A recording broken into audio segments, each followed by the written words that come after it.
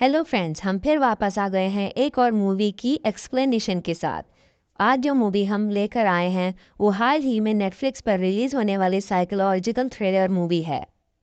दोस्तों, मूवी का सिनेरियो इस पर बेस्ड है कि एक शादी से पहले कुछ कॉलेज के दोस्तों के एक ग्रुप की दोबारा मुलाकात उनके लिए एक डरावना ख्वाब बन जाती है जब एक मेहमान एक अजीब सूटकेस लेकर आता है जो ग्रुप के लोगों को हिलाकर रख देता है। शेल्बी और साइरस एक कपल हैं जिनके ताल्लुकात आपस में बहुत ख़राब हो चुके हैं। वो अपने दोस्त रूबेन के घर जाते हैं जहां अगले दिन उसकी शादी होने वाली है। रूबेन अपनी शादी से पहले अपने पुराने कॉलेज के दोस्तों की एक पार्टी कर रहा है। उनके साथ पार्टी में आने वाले उनके दोस्त निकी, माया, डेनिस और ब्रुक हैं। वहां आने के बाद उन सबको पता चलता है कि पार्टी में उनके कॉलेज टाइम का पुराना दोस्त फॉर्ब्स भी शिरकत करेगा। फॉर्ब्स को कॉलेज के बाद से उनमें से किसी ने नहीं देखा था। उसको कॉलेज की पार्टी के बाद कॉलेज से निकाल दिया गया था जब वो वहां अपनी साइको बहन बीट्रेस, जो हाई स्कूल की स्टूडेंट थी, उसको लेकर आ गया था। बीट्रेस डेनिस के पीछे पागल थी। उसने पार्टी में आकर डेनिस की गर्लफ्रेंड निकी से बहुत लड़ाई और मारपीट की थी। सबके बाद वहां पुलिस आई थी। इसके नतीजे में फॉर्ब्स को कॉलेज से निकाल दिया जाता है और बीट्रेस को मेंटल असाइलम भेज दिया जाता है। फॉर्ब्स अब कामयाबी के साथ टेक वर्ल्ड में काम कर रहा है। फॉर्ब्स पार्टी में एक सूटकेस लेकर पहुंचता है जिसके अंदर एक ऐसी डिवाइस है जिस पर फॉर्ब्स और उसके साथी काम कर रहे हैं। इसकी मदद से वो एक दूसरे के साथ बॉडी स्वैपिंग कर सकते हैं, यानी कि एक दूसरे के शरीर में जा सकते हैं। फॉर्ब्स बताता है कि वो और उसके साथी उस डिवाइस को एक गेम खेलने के लिए इस्तेमाल करते हैं जहां उन्हें अंदाज़ा लगाना होता है कि उनके जिस्म में कौन है। फॉर्ब्स उन सबको ऑफर देता है कि आज की पार्टी में वो सब मिलकर यही गेम खेलें। सब लोग शुरू में इनकार कर देते हैं क्योंकि वो एक दूसरे के शरीर में जाने के आइडिया से डर रहे होते हैं। मगर फिर फॉर्ब्स के जोर देने पर आखिरकार वो सब उस अजीब से गेम में हिस्सा लेने पर राजी हो जाते हैं। हर कोई एक दूसरे को पहचानने के लिए अपनी पोलारॉइड तस्वीर लेता है, लेकिन शेल्बी उस सब से बहुत डरी होती है।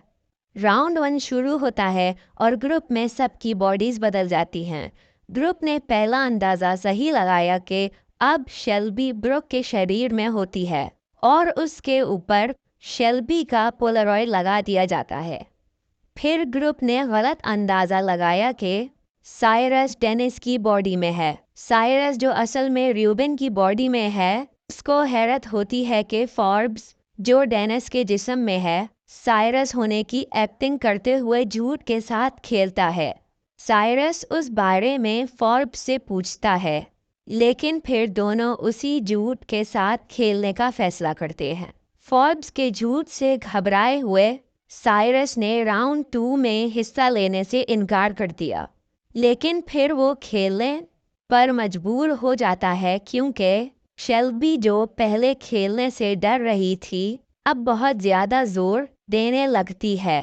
डेनिस ने कॉलेज की पार्टी में होने वाले प्रॉब्लम्स के लिए फॉर्ब्स से माफ़ी मांगी और अनजाने में उसके सामने ये कबूल कर लिया कि उस दिन पार्टी में डेनिस और रूबेन ने ही डीन से शिकायत की थी, जिसकी वजह से डीन ने फॉर्ब्स को निकाल दिया। फॉर्ब्स कहता है कि कोई बात नहीं। फॉर्ब्स कहता है कि अब ये आखिरी राउंड होगा। फिर इसके बाद मशीन को रिचार्ज होने में 24 घंटे लगेंगे और फिर वो शेल्बी को डिवाइस को इस्तेमाल करने का तरीका दिखाता है। आखिरी राउंड शुरू होता है। शेल्बी निकी के जिस्म में बदल जाती है और उसकी खूबसूरती और कामयाब सोशल मीडिया करियर से बहुत ज़्यादा इम्प्रेस हो जाती है। फॉर्ब्स और डेनिस रूबेन और साइरस के शरीर में जा चुके होते हैं। साइरस, जो फॉर्ब्स की बॉडी में है, शेल्बी को उसके स्पाइडर देखकर डर जाने से पहचान जाता है और उसको ग्रीन हाउस ले जाता है जहां वो अपने रिलेशनशिप के बारे में बहस करते हैं। रूबेन जो डेनिस के जिस्म में है, माया के साथ छत पर चला जाता है। इधर साइरस घबरा जाता है और कहता है कि वो खेल ख़त्म कर दें। जैसे ही ग्रुप वापस जाने के लिए घर में जमा होता है, बालकनी गिर जाती है और डेनिस के जिस्म में रूबेन और माया के जिस्म में ब्रुक मौत के मुंह में चले जाते हैं। अब ये ग्रुप जिस बात पर बहस करते हैं कि क्या किया करना है, वो सब पुलिस को बुलाना चाहते हैं, लेकिन फॉर्ब्स पुलिस को कॉल करने और डिवाइस को पुलिस के हवाले करने से इनकार कर देता है। वो ये भी कहता है क्योंकि अब उनके ग्रुप में से 2 लोग मर चुके हैं, तो अब वो उनकी बॉडीज में किसी को नहीं भेज सकता। एनिस गुस्से में आ जाता है कि उसे रूबेन के शरीर में जीना पड़ेगा। वो साइरस से बहस करता है और सबके सामने बता देता है कि उसने कॉलेज की पार्टी में निकी को बीट्रिस के साथ चीट किया था। तो साइरस ने फिर निकी को बता दिया था कि एनिस ने चीट किया है। वो ये भी कहता है कि साइरस खुद निकी को हासिल नहीं कर सकता था, इसलिए उसने शेल्बी को डेट करना शुरू किया। शेल्बी ये सारी बात सुनकर साइरस से बहुत नाराज़ हो जाती है क्योंकि उसको लगता है कि साइरस इस रिलेशनशिप में उससे शुरू से झूठ बोल रहा था। अब डेनिस ने पुलिस को साइरस की तरफ से कॉल करते हुए ये कह दिया कि साइरस ने डेनिस और माया को छत से धक्का देकर कत्ल कर दिया है। ऐसे में फॉर्ब्स डिवाइस के साथ भागने की कोशिश करता है, लेकिन निकी ने उसके सर पर डंडा मारकर उसको बेहोश कर देती है। साइरस और निकी मिलकर फॉर्ब्स को उठाकर घर के अंदर ले आते हैं और शेल्बी से कहते हैं कि वो उस डिवाइस को चलाकर उन सबको वापस उनकी बॉडीज में भेज दे। लेकिन अब शेल्बी ने वापस बदलने और निकी के शरीर को छोड़ने से इनकार कर दिया। इस पूरे ग्रुप में शेल्बी वो अकेली है जिसको फॉर्ब्स के अलावा वो डिवाइस चलानी आती है। निकी इस बात पर गुस्सा होकर शेल्बी को थप्पड़ मार देती है। साइरस निकी से कहता है कि वो शेल्बी को समझाने जा रहा है। साइरस शेल्बी को समझाने जाता है, लेकिन शेल्बी पूरी तरह से साइरस के खिलाफ हो चुकी थी।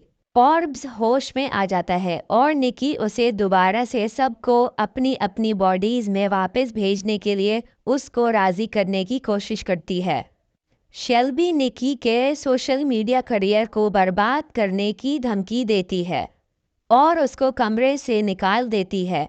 फिर वो फॉर्ब्स से बात करती है और वो उससे कहता है कि मैं तुमको बताता हूँ कि तुमको क्या करना चाहिए। यहाँ सीन कट हो जाता है।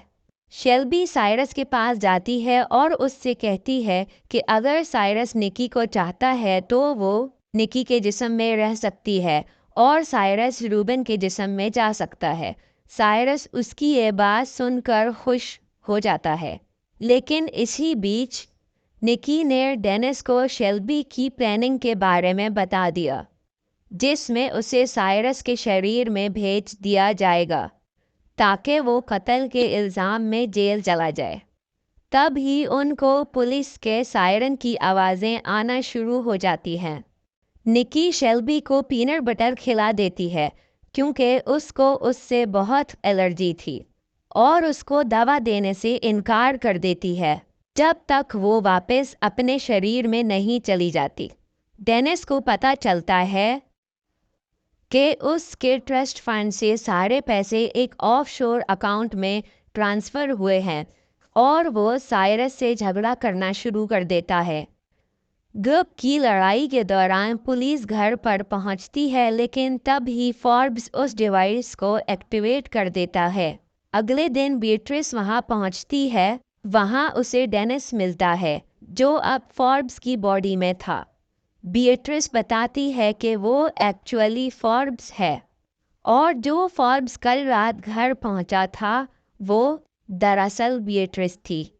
वो बताता है कि 8 साल पहले उस रात पार्टी में जो कुछ भी हुआ उसकी वजह से उसकी बहन सुसाइडल हो गई थी, जिसकी वजह से उसको सालों मेंटल असाइलम में रहना पड़ा। और जब फोर्ब्स ने उसको डिवाइस दिखाई तो उसने उसको ही बेहोश करके उससे बॉडी बदल ली और यहाँ सब से बदला लेने आ गई। अब शेल्बी और साइरस वापस अपने सही शरीर में जा चुके हैं। साइरस अब जेल में था। शेल्बी ने साइरस को जेल से बाहर निकालने से इनकार कर दिया था, क्योंकि उसको लगता है साइरस ने उससे हमेशा ही झूठ बोला है और वो साइरस पर बहुत गुस्सा है। निकी अब रूबिन के शरीर में थी, जबकि माया ब्रुक के शरीर में थी। और बीएट्रिस अब निकी के जिस्म में डिवाइस और डेनिस के सारे पैसे जो उसने ऑनलाइन ट्रांसफ़र किए थे अपने साथ लेकर कहीं और ही जा चुकी थी। फ्रेंड्स, ये स्टोरी एक्सप्लेनेशन आपको कैसा लगा हमको ज़रूर बताइएगा, और साथ ही ये भी बताइएगा कि नेक्स्ट स्टोरी एक्सप्लेनेशन आपको कौन सी मूवी की चाहिए। इस तरह के और अपडेट्स से जुड़े रहने के लिए please like, share and subscribe.